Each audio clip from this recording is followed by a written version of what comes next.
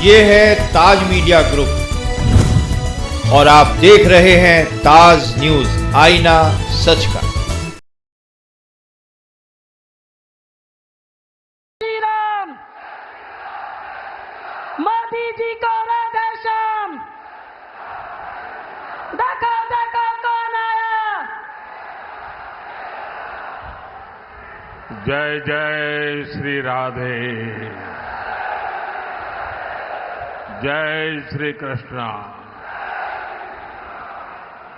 सारे बुजुर्गों ने,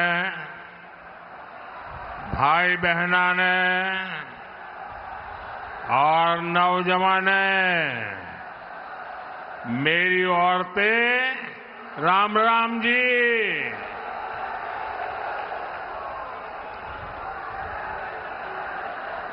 राजा नाहर सिंह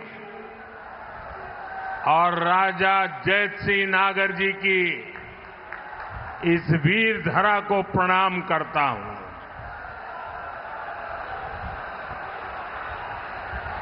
आप सभी इतनी बड़ी संख्या में हमें आशीर्वाद देने आए हैं। दूर दूर तक जहां भी मेरी नजर पहुंच रही है, लोग ही लोग हैं। उत्साह और उमंग से भरा हुआ ये दृश्य चुनाव के नतीजों का एहसास दिला रहा है।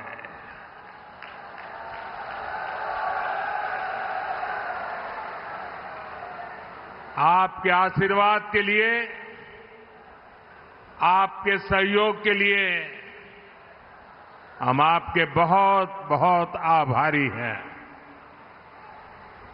साथियों, हरियाणा में तो चुनाव अभियान चल रहा है, लेकिन आज जम्मू कश्मीर में अंतिम चरण का मतदान हो रहा है।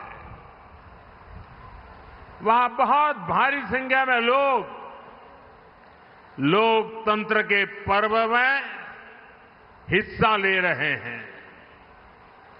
मैं जम्मू कश्मीर के सभी मतदाताओं से कहूंगा कि वे अपना वोट जरूर डालें। साथियों, मैं यहां नजर कर रहा हूं, काफी परिचित चेहरे नजर आ रहे हैं।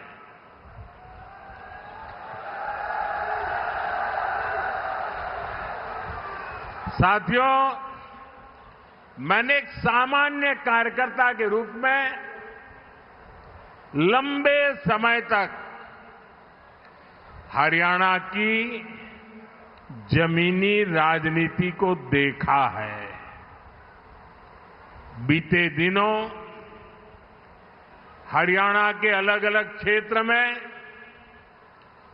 मुझे चुनाव अभियान के लिए, जनता जनार्दन के दर्शन के लिए जाने का अवसर मिला है। आज इस चुनाव की ये मेरी अंतिम सभा है और आपने भी मेरी इस चुनाव की आखिरी सभा को 4 चांद लगा दिए हैं।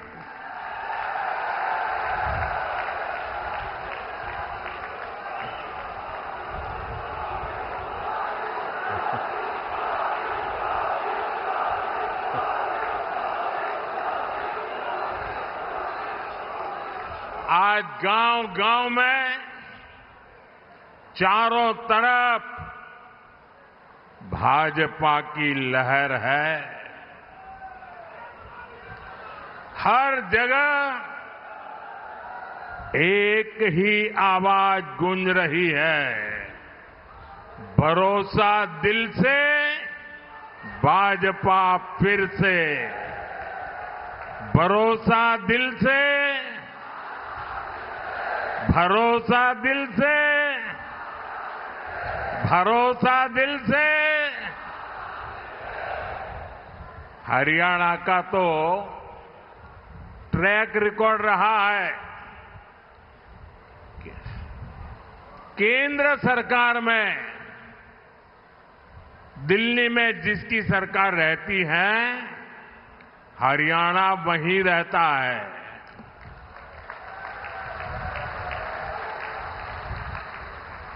आपने दिल्ली में तीसरी बार भाजपा सरकार बनाई, अब यहां तीसरी बार भाजपा सरकार बनाना आप लोगों ने तय कर लिया है।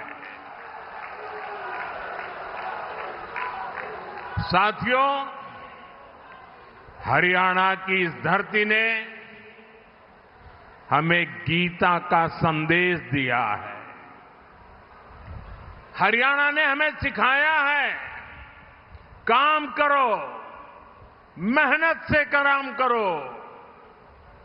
लेकिन कांग्रेस का फॉर्मूला है, न काम करो और न दूसरों को काम करने दो। कांग्रेस की राजनीति केवल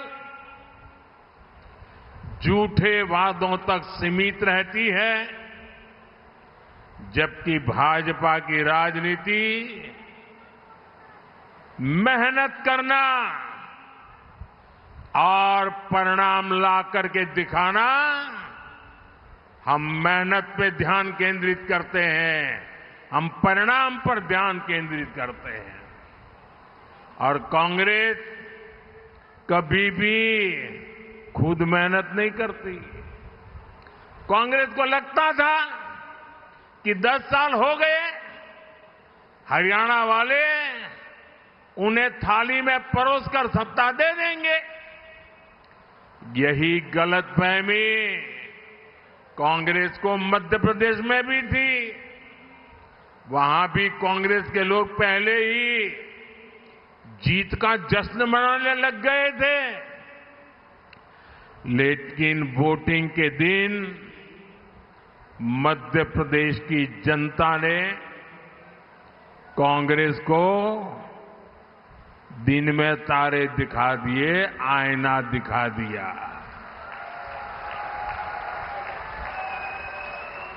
यहां आपके पड़ोस में राजस्थान है, वहां भी कांग्रेस ने किसानों और नौजवानों को भाजपा के विरुद्ध भड़काने की भारी कोशिश की थी, लेकिन हुआ क्या? कांग्रेस धड़ाम हो गई, धड़ाम। अब यहां हरियाणा में भी यही होने जा रहा है, धड़ाम।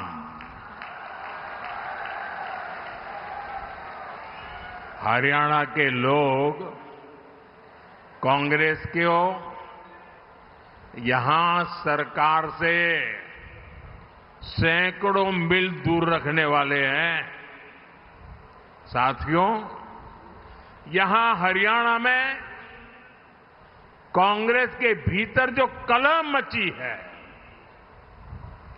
हरियाणा के लोग इसे भी देख रहे हैं। कांग्रेस से सबसे अधिक नाराजगी तो दलित, पिछड़े और वंचित समाज की है। दलित समाज ने भी ठान लिया है, बापू बेटे की राजनीति को चमकाने का अब दलित मोहरा नहीं बनेंगे।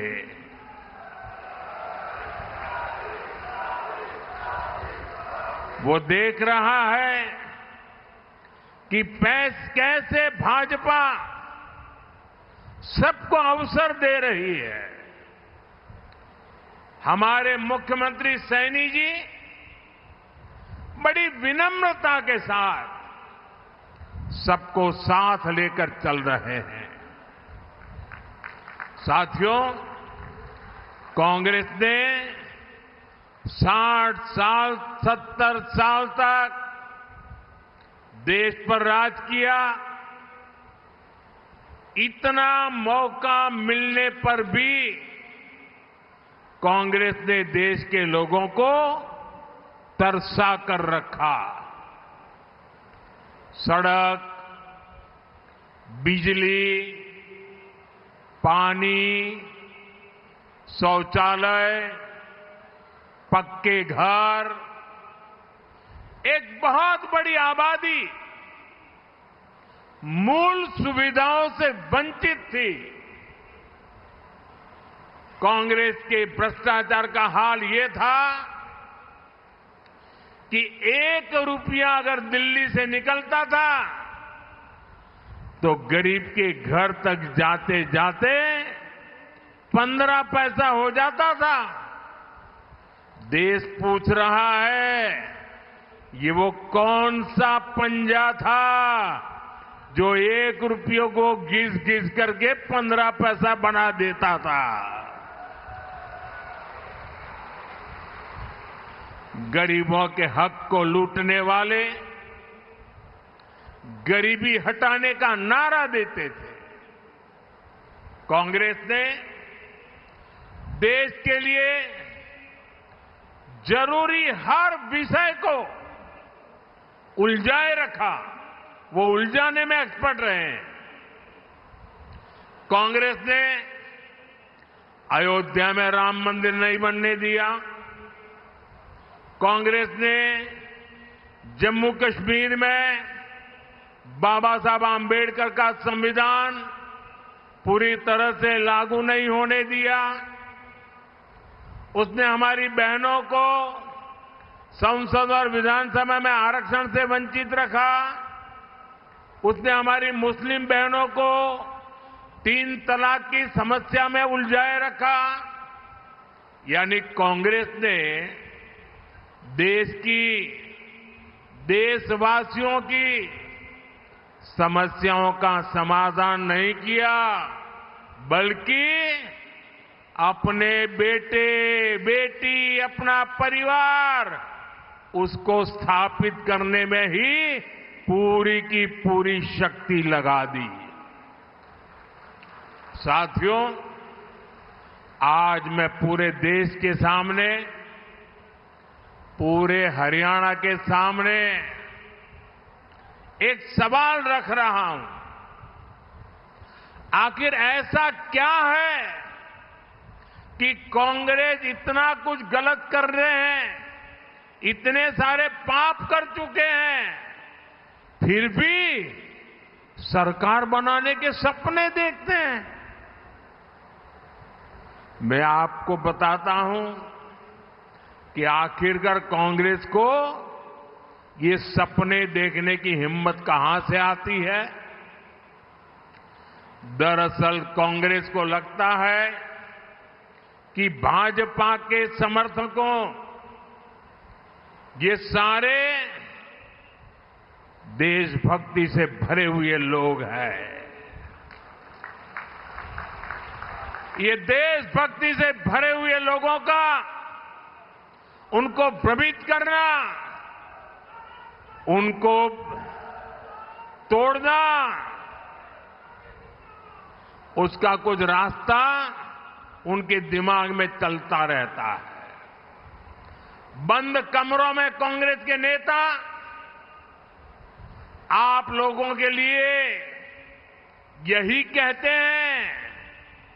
कभी जात पात के नाम पर, कहीं एक समाज को दूसरे से लड़ाकर कांग्रेस इस देश से देशभक्ति को ही चूर चूर करना चाहती है। कांग्रेस को लगता है कि देश के लोगों में एकता की भावना जितनी मजबूत होगी, कांग्रेस का जीतना उतना ही मुश्किल होना जाता है। और इसलिए कांग्रेस देशभक्तों की एकता तोड़ने के लिए नए नए प्रयोग कर रही है। लोकसभा चुनाव के दौरान उसने यही झूठ के प्रयोग किए थे।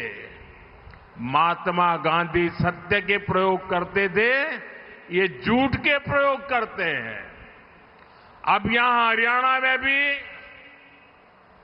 कांग्रेस उसका विस्तार कर रही है। साथियों, कांग्रेस को ये लगता है कि उसका अपना वोट बैंक तो पक्का है। वो सोचती है कि बटेंगे, लड़ेंगे वो लोग जो भारत से प्रेम करते हैं। हमें कांग्रेस की सोच और साजिश को कभी भी सफल नहीं होने देना है।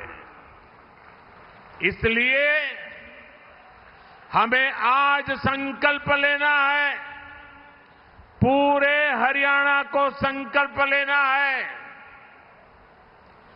जो लोग भारत को प्रेम करते हैं, वे सब के सब एकजुट रहेंगे। हम एक हैं और हम एक होकर देश के लिए वोट करेंगे। हम एकजुट होकर अपने बच्चों के भविष्य के लिए वोट करेंगे। हम एकजुट होकर अपनी बेटियों की सुरक्षा के लिए वोट करेंगे। हम एकजुट होकर बिना खर्ची पर्ची के नौकरी के लिए वोट करेंगे। हम एकजुट होकर हरियाणा में नए निवेश, नई नौकरियों के लिए वोट करेंगे। हम एकजुट होकर अच्छी सड़कों, बेहतर सिंचाई के लिए वोट करेंगे। साथियों, कांग्रेस का सिर्फ और सिर्फ एक ही एजेंडा है, वोट के लिए तुष्टीकरण, ज्यादा से ज्यादा तुष्टीकरण। आप देखिए कांग्रेस आज क्या कर रही है। कांग्रेस कहती है और डंके की चोट पर कहती है और करती भी है। कांग्रेस कहती है कि वो दलितों और पिछड़ों का आरक्षण खत्म कर देंगे। कर्नाटका में इन्होंने यही तो किया है। जैसे ही कर्नाटका में कांग्रेस की सरकार बनी, इन्होंने दलितों, पिछड़ों का आरक्षण छीन लिया। कांग्रेस ने दलितों, पिछड़ों का आरक्षण धर्म के आधार पर अपने वोट बैंक में बांट दिया। यही कांग्रेस है जिसने अनेकों स्कूल, कॉलेजों, यूनिवर्सिटियों को माइनॉरिटी संस्थान घोषित कर दिया। जो पहले माइनॉरिटी नहीं थे, अच्छे खासे कानून नियम से चलते थे, लेकिन उन्होंने वोट बैंक के खातिर ऐसे हजारों संस्थाओं को माइनॉरिटी बना दिया। इनमें क्या हुआ? परिणाम ये हुआ कि पहले दलितों और पिछड़ों के बच्चों को जो दाखिला मिलता था वो बंद हो गया। ऐसी संस्थाओं में, नौकरियों में जो आरक्षण था वो भी बंद हो गया। कांग्रेस ऐसे ही काम हरियाणा में भी करना चाहती है। साथियों, कांग्रेस देश की सबसे बड़ी दलित विरोधी पार्टी है। इस पार्टी ने दो बार डॉक्टर आंबेडकर को चुनाव हरवाया। उनको डर था बाबा साहब डॉक्टर आंबेडकर जी अगर पार्लियामेंट पे आएंगे और उनकी आंखों में आंख मिलाकर सवाल पूछेंगे तो ये जवाब नहीं दे पाएंगे। इतने वो बाबा साहब से डरते थे, इसलिए दो बार उनको पार्लियामेंट में न पहुंचे, इसलिए भांति के षड्यंत्र किए। इन्होंने संसद के सेंट्रल हॉल की उनकी तस्वीर तक नहीं लगने दी। वो इतने डरते थे बाबा साहब से कि अगर संसद भवन में उनकी तस्वीर लग जाए तो भी ये कांपते थे। दलित हिंसा की सबसे ज्यादा घटनाएं कांग्रेस के राज में ही हुई है और अब तो इनका एक वीडियो भी वायरल हो रहा है। इनके एक नेता जिन्होंने मिर्चपुर कांड के समय भी दलितों के साथ बदनीयत दिखाई थी, उनके ऑफिस में कांग्रेस कार्यकर्ता डंके की चोट पर ताली लेकर के सीना तान करके कह रहे हैं कि एक दिन तो आरक्षण खत्म होगा ही। यानी कांग्रेस ने आरक्षण खत्म करने का प्लान बना लिया है और उनके लिए हरियाणा इसका टेस्ट स्टेट होने वाला है। लेकिन साथियों, जब तक बीजेपी है, जब तक मोदी है,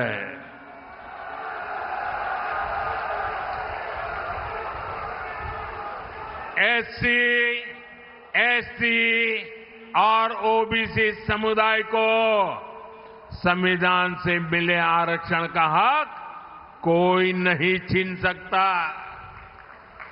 आपने देखा होगा ये लोग दिन रात मुझे गालियां देते हैं, अब हमारे मुख्यमंत्री जी सैनी जी को भी गालियां देते हैं। हमारा और कोई गुनाह नहीं है, हमारा गुनाह यही है कि हम ओबीसी अति पिछड़ी मां की कोख से पैदा हुए हैं, इसलिए गालियां दे रहे हैं। साथियों, आज की कांग्रेस अर्बन नक्सलियों के शिकंजे में है। दुनिया में जो भारत को बदनाम करने में जुटे हैं, जो हमारे दुश्मनों के एजेंडे को आगे बढ़ाते हैं, कांग्रेस के नेता उनको खुलेआम गले से लगाते हैं। ये अर्बन नक्सली गठजोड़ भारत को कभी भी मजबूत होते नहीं देख सकता। इसलिए ये लोग हमारी सेना पर भी हमला करते हैं। आप देखिए, हमारी सेना ने दुश्मनों को बार बार पीटा, लेकिन कांग्रेस का शाही परिवार दुश्मनों की तारीफ करता है। साथियों, मैं सोशल मीडिया पर कुछ पोस्ट देख रहा था, वहां कांग्रेस को लेकर कुछ लोगों ने कुछ पोस्टर डाले थे। इनमें लिखा था कि कांग्रेस के लोग जोर जोर से कहते हैं कि 370 वापस लाएंगे, लेकिन कांग्रेस ने एक बार भी कभी ये नहीं कहा कि पीओ को वापस लाएंगे। पीओ के वापस लाना उनके मुंह से नहीं निकलता है। कांग्रेस ने देश का मुकुट तोड़ दिया, कश्मीर के भी टुकड़े कर दिए, इतना बड़ा हिस्सा गंवा दिया। ये उस पीओके को वापस लाने की बात नहीं करते, लेकिन ये लोग 370 वापस लाना चाहते हैं। ये बातें आज सोशल मीडिया पर कांग्रेस के लिए लिखी जा रही है। सही में ये देश का दुर्भाग्य है। 370 की वापसी के मुद्दे पर कांग्रेस को कौन उसकी तारीफ कर रहा है? कांग्रेस को पाकिस्तान की सरकार ने भरपूर समर्थन दिया है। अब आप ही बताइए, जो एजेंडा पाकिस्तान को पसंद है, वो कट्टर देशभक्त मेरे हरियाणा के लोगों को क्या कभी भी पसंद आ सकता है? क्या कभी भी पसंद आ सकता है क्या? जो कांग्रेस पाकिस्तान को खुश करती है, वो हरियाणा को कभी भी खुश रख सकती है क्या?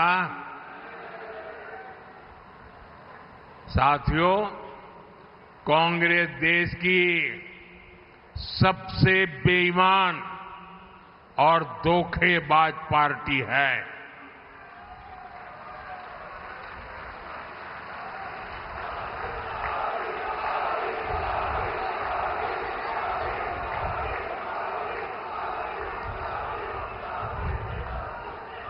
कांग्रेस के धोखों को गिनाऊंगा तो कई कई दिन निकल जाएंगे। मैं सिर्फ एक उदाहरण देता हूं। कांग्रेस ने देश की रक्षा करने वाले, देश के लिए शहीद होने वाले फौजियों तक धोखा किया। 40 साल तक कांग्रेस ने वन रैंक वन पेंशन नहीं दिया। सिर्फ 500 करोड़ रुपए दिखाकर कांग्रेस कहती थी OROP, one rank one pension, 500 crore. जबकि मैंने रेवाड़ी में वादा किया था आकर के 2013 सितंबर में, और रेवाड़ी की धरती से मैंने कहा था, रेवाड़ी वीरों की धरती है, देश के लिए मर मिटने वालों का ये इलाका है। और तब मैंने कहा था, तब तो मैं चुनाव लड़ रहा था, प्रधानमंत्री नहीं बना था, मैंने कहा था कि मैं वादा करता हूं, मैं वन रैंक वन पेंशन लागू करके रहूंगा।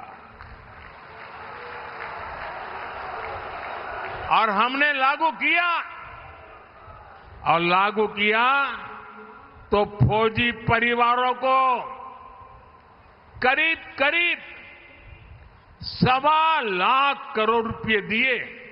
अब बताइए, जो जिस काम के लिए 1.25 लाख करोड़ रुपए लगने वाले थे, ये 500 करोड़ दिखा करके कहते थे कि ओआरओपी दे दिया। क्या ये धोखा है कि नहीं है? धोखा है कि नहीं है? ये फरेब है कि नहीं है? ये झूठ है कि नहीं है? यहां हरियाणा में भी हमारे फौजी परिवारों को 10,000 करोड़ रुपए से ज्यादा मिले हैं। मोदी के लिए फौज की प्राथमिकता सबसे बड़ी है, फौज का सम्मान सबसे बड़ा है। और कांग्रेस से हम इसकी कोई उम्मीद नहीं कर सकते। साथियों, कांग्रेस की कथनी और करनी में हमेशा फर्क रहा है। कांग्रेस ने, ये पड़ोस में हिमाचल प्रदेश है, कांग्रेस ने हिमाचल की बहनों और नौजवानों को भी ऐसा धोखा दिया है, हिमाचल कभी भी कांग्रेस को माफ नहीं करेगा। कांग्रेस ने, जैसे यहां हरियाणा में कांग्रेस वाले अनाप शनाप बोल रहे हैं ना, ऐसा ही उन्होंने हिमाचल में किया था। कांग्रेस ने वहां चुनाव जीतने के लिए कहा था कि हर महीने बहुत सारे पैसे देंगे। आज 2 साल हो चुके हैं, उन्हें कुछ नहीं मिला। कांग्रेस ने पहली कैबिनेट में ही लाखों नौकरियों पर मुहर लगाने का वादा किया था। वहां इन लोगों ने सरकारी कर्मचारियों को बड़े बड़े सपने दिखाए। आज उनको तनख्वाह भी समय पर नहीं मिल रही है। कहां तो कांग्रेस को हिमाचल के लोगों से माफी मांगनी चाहिए थी, लेकिन कांग्रेस को ठगी की लत लगी है। वो अब कांग्रेस वाले हरियाणा वालों को भी वो ठगी की लत के कारण अब झूठे झूठे वायदे बेच रहे हैं। कांग्रेस यहां हरियाणा के किसानों को तारे तोड़कर लाने की बातें कर रही है, लेकिन आप याद रखिए, जहां उसकी सरकार है, कर्नाटका में है, तेलंगाना में है, वहां इनमें से एक भी वादा लागू नहीं करते हैं। यानी कांग्रेस की नीयत में ही खोट है। साथियों, कांग्रेस हरियाणा के नौजवानों के हितों के खिलाफ है। यहां हरियाणा में भाजपा सरकार ने करीब 1.5 लाख सरकारी नौकरियां दी, और वो भी बिना खर्ची पर्ची नौकरियां दी है। हजारों कर्मचारियों को पक्का किया। लेकिन अब कांग्रेस वाले फिर वही खर्ची पर्ची सिस्टम हरियाणा में वापस लाना चाहते हैं, आप पर थोपना चाहते हैं। सरकार बनने के आसार, वो आशा छोड़ चुके हैं। दूर दूर तक कोई आसार नजर नहीं आ रहे हैं। लेकिन लूट खसूट का बंटवारा अभी से हो गया है। ये है कांग्रेस की सच्चाई। साथियों, कांग्रेस की नस नस में भ्रष्टाचार दौड़ता है। ये दलालों और दामादों की पार्टी बन गई है। कांग्रेस के राज में यहां जमीन की दलाली करने वाले मालामाल हो गए हैं, या तो दामाद जी मालामाल हो गए हैं। ये 2 ही लोग फले फूले हैं। जबकि किसान के नसीब में क्या आया? किसान को तो सिर्फ 2 रुपये का मुआवजा मिला। जो लोग 10 साल पहले हुड्डा जी की सरकार थी ना, हर किसान कहता है कि ये तो 2 रुपया मुआवजे वाली बड़ी आफत आई, और किसानों के घर में चेक पहुंचा क्या? 2-2 रुपया का चेक।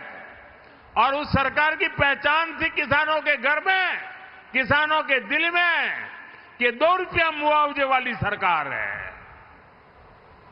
जबकि भाजपा सरकार हजारों रुपये का सम्मान निधि सीधी उनके बैंक के खाते में पहुंचाती है। प्राकृतिक आपदा होती है तो सही मुआवजा देती है। साथियों, आज कांग्रेस यहां एमएसपी को लेकर बड़ी बड़ी बातें कर रही है, लेकिन कांग्रेस की सरकार यहां सिर्फ 3-4 फसलों पर एमएसपी देती थी। वो दिन जरा याद करिए, जबकि भाजपा सरकार 24 फसलों की खरीद एमएसपी पर कर रही है। पिछले 8 सीजन में एमएसपी के रूप में यहां के लाखों किसानों को 1,10,000 करोड़ रुपए से भी अधिक मेरे किसानों के खातों में गए हैं, उनको मिले हैं। आज यहां 20 से ज्यादा फल और सब्जियों के लिए भावांतर दिया जा रहा है। बाजरा और सूरजमुखी के लिए भी 900 करोड़ रुपए से अधिक इसका भावांतर दिया जा गया है। इससे हरियाणा के किसानों की बड़ी मदद हुई है। साथियों, आज मैं हरियाणा की माताओं, हमारी बहनों, हमारी बेटियों में भाजपा के प्रति सबसे अधिक उत्साह देख रहा हूं। यहां भी मैं देख रहा हूं, दूर दूर तक माताएं बहनें बैठी हुई है। हरियाणा की बेटियां आज चारों तरफ झंडे गाड़ रही है। भाजपा सरकार की हर योजना माताओं, बहनों, बेटियों में नया आत्मविश्वास पैदा कर रही है। मैं अखबार में एक बहन का इंटरव्यू पढ़ रहा था। उनको नमो ड्रोन दीदी योजना के तहत ड्रोन पायलट की ट्रेनिंग मिली है। वो बहन बताती है कि इस खरीफ सीजन में ही उन्होंने 800 एकड़ खेती पर ड्रोन से दवाई का स्प्रे किया और इससे उनको 3 लाख रुपए की कमाई हुई। एक सीजन में हमारे गांव की किसान की बेटी ड्रोन चला करके, दवाइयां स्प्रे करके 3 लाख की कमाई करे। भाइयों बहनों, तब मन को संतोष होता है कि ये सरकार सही दिशा में काम कर रही है। जिन बहनों ने कभी, जिनके नसीब में कभी भी साइकिल या मोटरसाइकिल नहीं चलाने का सौभाग्य नहीं आया था, वो अब ड्रोन पायलट बन रही है। जो बहनें कभी सिर्फ परिवार पर आश्रित होने पर, परिवार पर ही आश्रित होकर के मजबूर रहती थी, वो आज लखपति दीदियां बनकर के परिवार का सहारा बन रही है। साथियों, भाजपा सरकार हरियाणा के विकास को, हर क्षेत्र के विकास को नई गति दे रही है। बल्लभगढ़ तक मेट्रो पहुंच चुकी है और अब पलवल भी मेट्रो से कनेक्ट होने वाला है। पलवल देश का हाईवे हब भी बन रहा है। भाजपा सरकार पूरे ब्रज क्षेत्र के विकास पर जोर दे रही है। इसका फायदा यहां के लोगों को मिलेगा। पड़ोस में जेवर अंतर्राष्ट्रीय हवाई अड्डे से भी आपको बहुत लाभ होगा। ये एरिया रेल कनेक्टिविटी का भी हब बनता जा रहा है। Palwal Sonipat orbital railway corridor हो या फिर मालगाड़ियों के लिए स्पेशल कॉरिडोर, यहां के किसानों और उद्योगों के लिए अवसर ही अवसर है। वल्लभगढ़ में कॉलेज और पृथला में स्किल यूनिवर्सिटी बनने से भी नौजवानों को सुविधा मिली है। नाहरसी क्रिकेट स्टेडियम का निर्माण भी यहां के युवाओं को बहुत मदद करने वाला है। साथियों, ये चुनाव नया इतिहास बनाने का है। ये चुनाव हरियाणा को विकास की नई बुलंदी देने का है। दिल्ली में आपका ये बेटा बैठा है।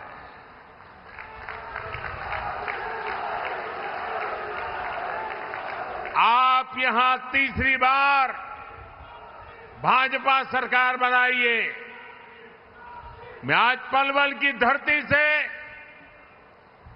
पूरे हरियाणा के मेरे जागरूक मतदाताओं को, देशभक्त मतदाताओं को आग्रह करता हूं कि आप रिकॉर्ड वोटों से फिर एक बार भाजपा की सरकार बनाइए।